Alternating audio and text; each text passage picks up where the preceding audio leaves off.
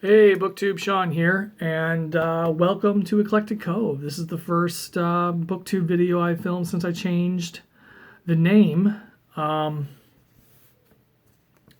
I mentioned in my reading and channel goals, I wanted to switch to something that more suited where I was going with content and didn't sound so specifically booktube. A booktube will be still a major portion of what I talk about, and books will still be a large part of what I talk about, because that's how I started, and it's still a passion of mine. But as you guys know, I wasn't doing a ton of reading last year just due to life and other circumstances, and I didn't have a ton of book content to put out, so I started putting out those cross stitch content and trying to do things to keep the channel going and alive while I wasn't reading a ton. My reading year is going to be better this year. I'm saying hopefully. I'm currently 2 books behind on my book Goodreads goal already, and I haven't finished anything yet. I've been doing a little bit of reading here and there, but I'm kind of with a week left to go before I find out if I'm judging round 1 of the Booktube prize, which at that point I can't talk about the books I'm reading other than books I might be reading outside of the books for that. Haven't really wanted to get too involved in anything because I know if I'm selected for round 1, I'm going to need to start the reading right away to stay on task for that, because of how my last year has gone with reading. So I know I'm gonna need to jump right on it and stay disciplined with it.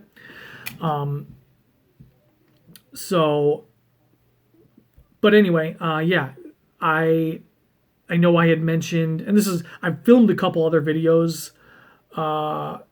before this, a movie video and a FlossTube video, and I haven't really explained the channel name, but I figured I would do that here in this first Booktube video that I was filming under the name, because this is where I started, and I wanted to more explain things to you guys than anything. So I know I had been between what was it? Eclectic Planet and Read, Watch, Stitch. And I ended on Eclectic Cove, something I hadn't even brought up. And I'll tell you how that came to be. Eclectic Planet, somebody mentioned, kind of sounded like a PBS documentary, and I realized they were right. It sounded like a PBS or BBC documentary, like Planet Earth or Blue Planet, stuff like that. And I couldn't get past that. No matter how much people liked it, I couldn't. Once that was out there, and I realized it, I couldn't get past it. And then Read, Watch, Stitch, somebody brought up on the FlossTube side that still could pigeonhole me. I still could feel pigeonholed by that later down the road if there was anything else I wanted to talk about, or any other hobbies I came up with or did, or like if I want, like if I get back in, whenever I get back involved in theater, if I want to talk about that more, or if I wanted to start talking about food and stuff, and then my wife actually came up with Eclectic Cove, and then I thought about what a cove was, and then I looked at it, and in a cove, you can feel a cove has a sense of isolation, and a lot of most of my hobbies are very introverted, isolated hobbies, but there's still a side to a cove that is open to the outside world, and that is what my filming and sharing my hobbies with you is. It's that side of it that I'm opening up and letting people in too. But for the most part, it's very isolated. And the more I thought about it, I really liked it. I sent Stephanie, that's what she read, a message, and ran it by her, and she liked it, and my wife liked it, and so that was my wife and a good friend, both who liked it.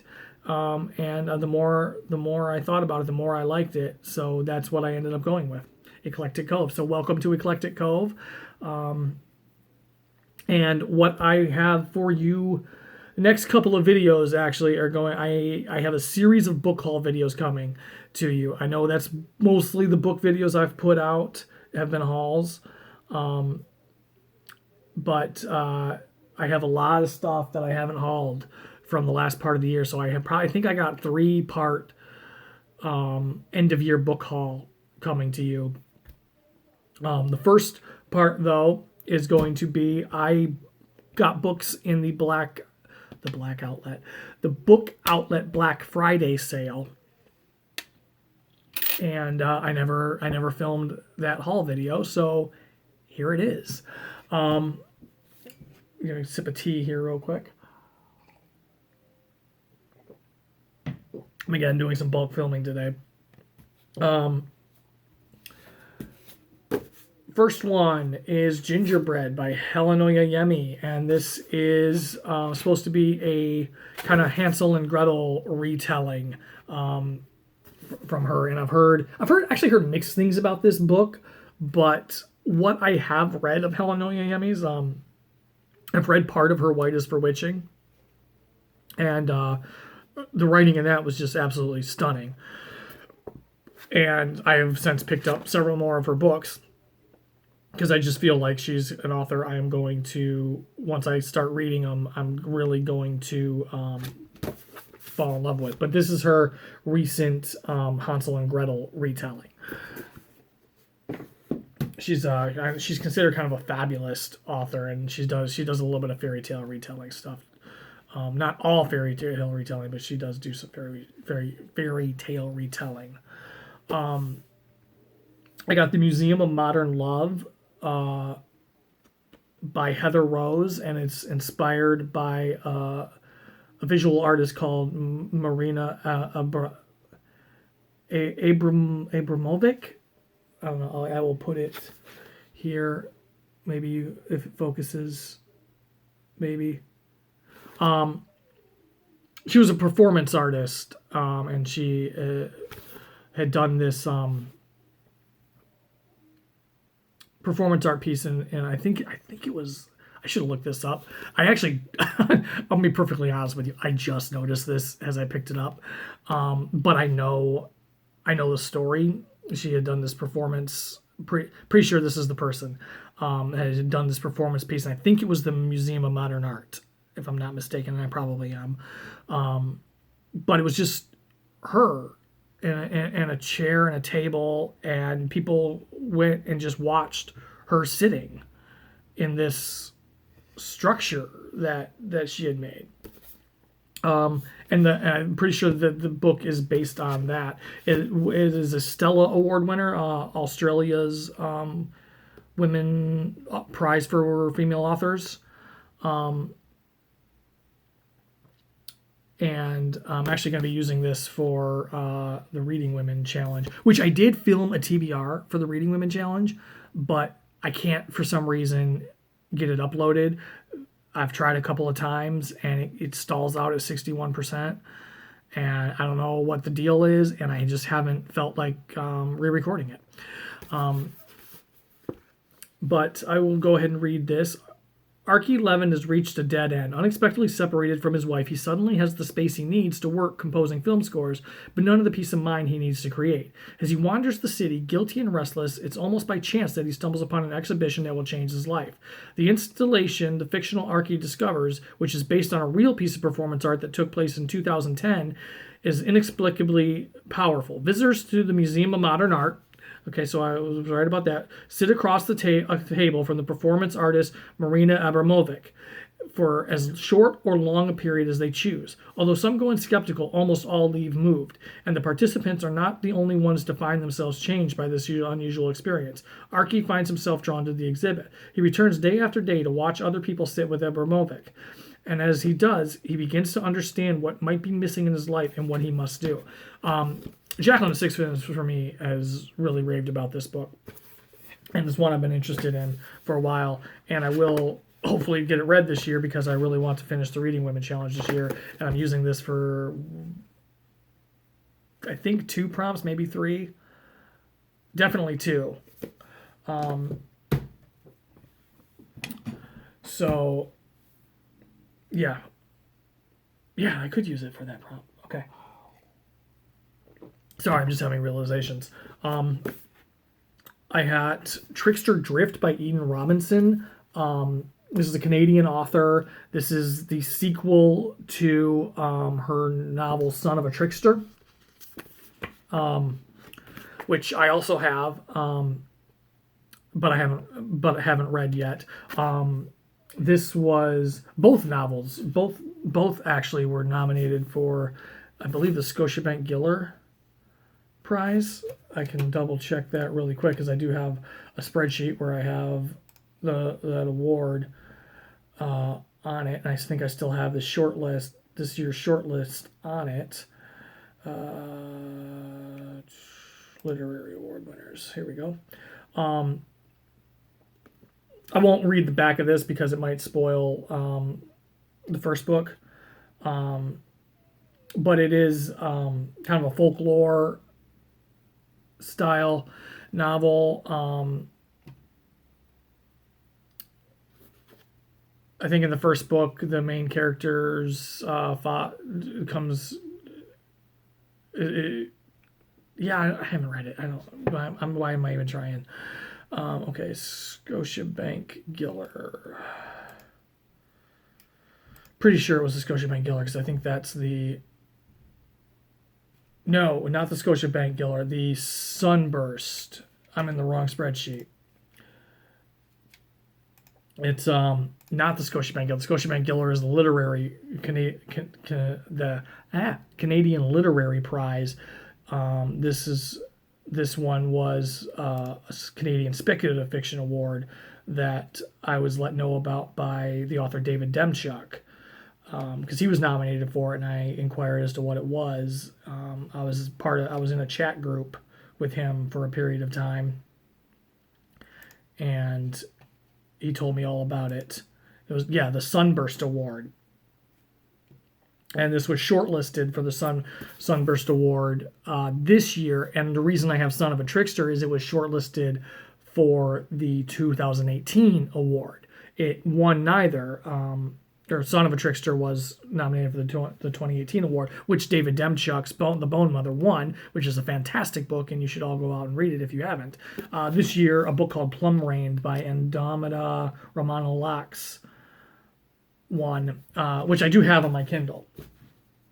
But that is Trickster Drift, sequel to Son of a Trickster.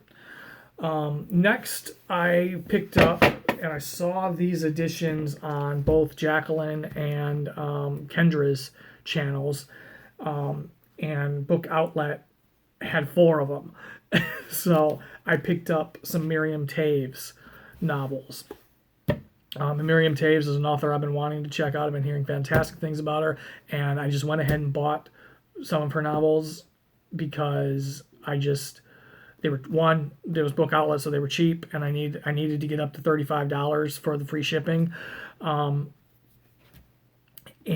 I've just heard such fantastic things about her that I just feel like she's an author I'm going to love, and so I'm just going all in on her. And I just may make her an author project at some point this year. We'll see. But I got All My Puny Sorrows, which I've heard absolutely fantastic things about. I've heard it is gut-wrenching. I got A Complicated Kindness.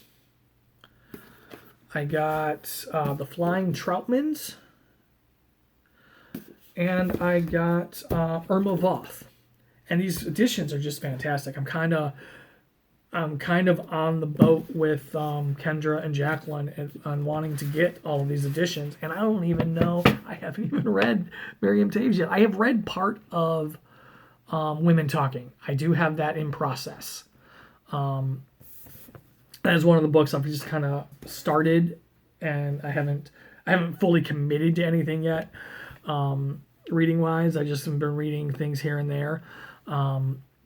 I need to just buckle down. Like, I could get a book read this week before I find out if I'm judging the Booktube prize, if I buckled down and did it.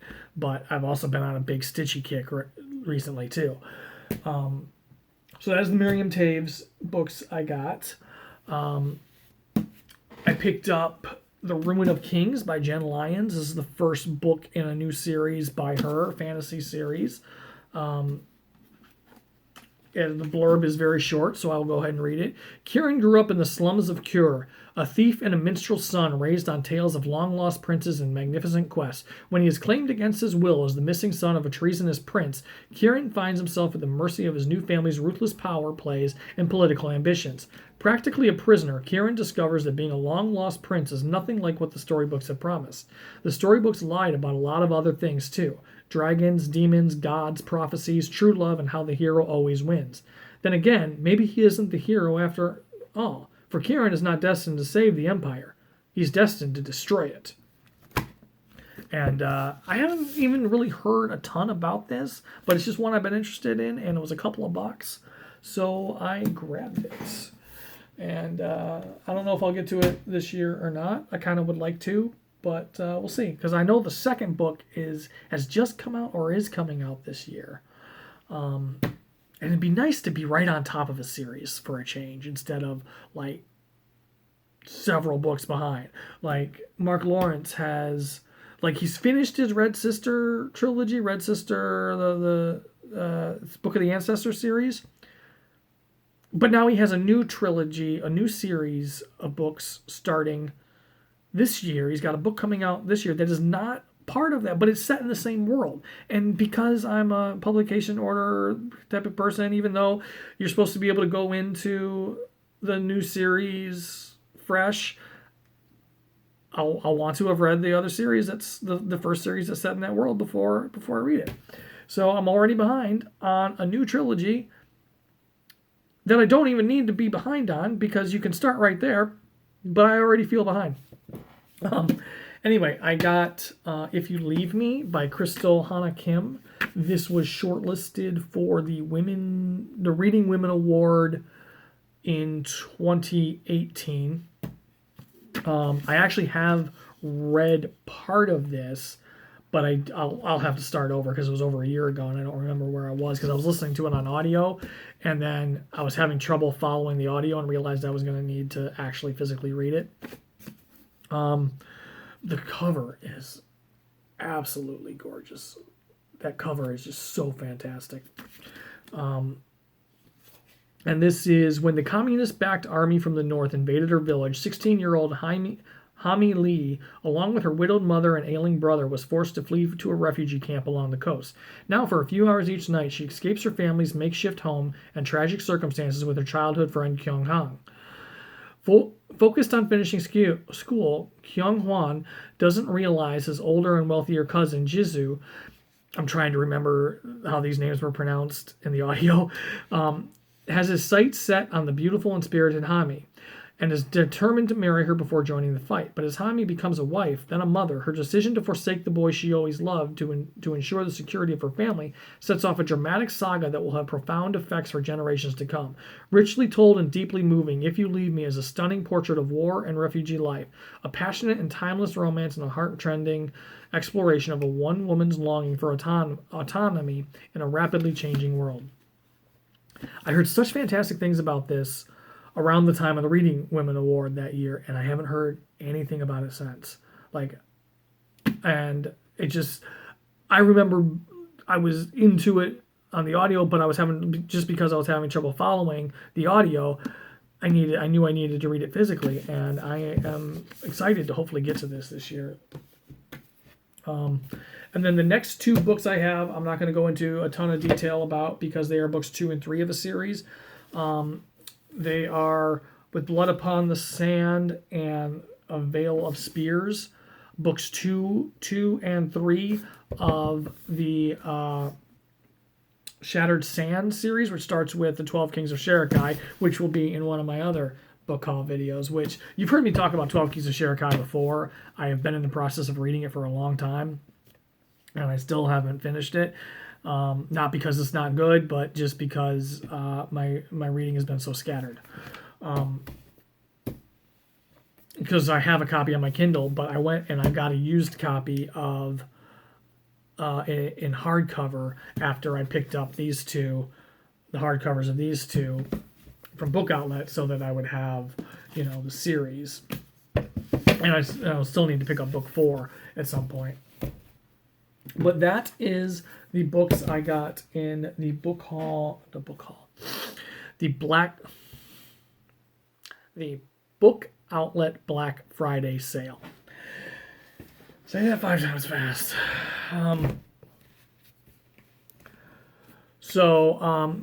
Yeah, and I've got probably two. I got 3 stacks back there, so I don't think I should do it all in one video. So this will be the Book Outlet Black Friday sale haul, and then I'll have an end of the year haul part 1 and an end of the year haul part 2. That'll go a little bit into this year, the first part of this year too.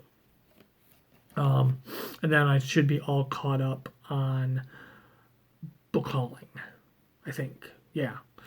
I'll be getting more books, especially if I find out, especially if I end up selected to judge round 1 of the Booktube prize. I will need to pick those books up. And I feel like I could get them from the library. I could probably get Kindle versions. And I might grab one from the library just to be able to start reading it before but I feel like I'm going to want to own, even if I don't care for the book, end up caring for the book, I feel like I'm going to want to own the books that I read as a judge, just for my own, keepsake's the wrong word, but that's the idea I'm going for there. But anyway, that is that book haul. Thank you to all my subscribers. I appreciate every single one of you. If this is your first time watching one of my videos, welcome to the new channel name. And if you enjoyed it and want to see more, hit the subscribe button, because it's the best way to know when I post new videos. The notification, subscribe, hit the notification thing so you always know when I post new videos, and I will see you all in the next one.